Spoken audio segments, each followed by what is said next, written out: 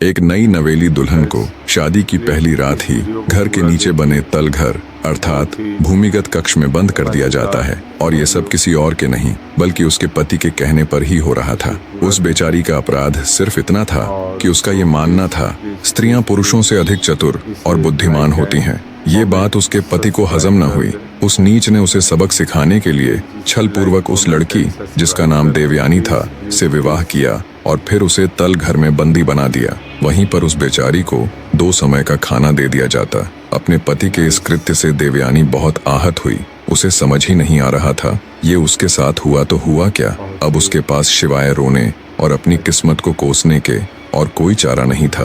दिन बीतते गए और जब उस बेचारी के रो रो कर आंसू सूख गए तो देवयानी ने अपने मन में ये प्रण किया कि वो उस दुष्ट आदमी को सबक सिखाकर रहेगी और उसका गुरूर तोड़ते हुए ये सिद्ध करके दिखा देगी कि उसकी सोच सही है। ऐसे ही दिन बीतने लगे।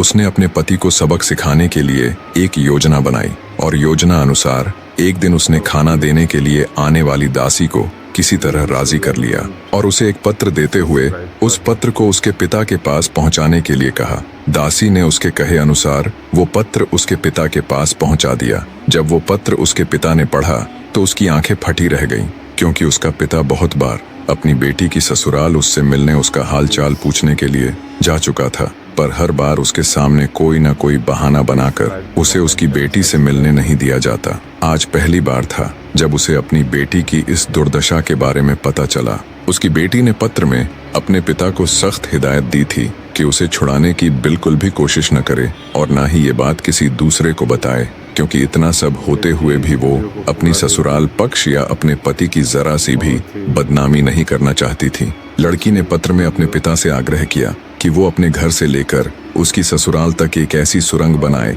एक ऐसा गुप्त मार्ग बनाए जिससे वो जब चाहे अपने पिता से मिलने आ सके। अब लड़की का दुखियारा पिता बेचारा मरता क्या न करता। उसने अपनी बेटी के कहे अनुसार सुरंग बनानी शुरू कर दी और कुछ महीनों बाद वो इसमें सफल भी हो गया।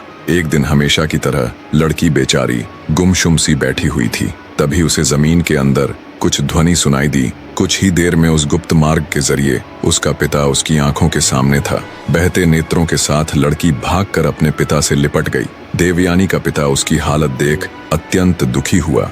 लड़की सुरंग के रास्ते अपने पिता के घर आ गई। अब वो हर रोज उस गुप्त मार्ग से कुछ समय के लिए अपने पिता के घर जाने लगी।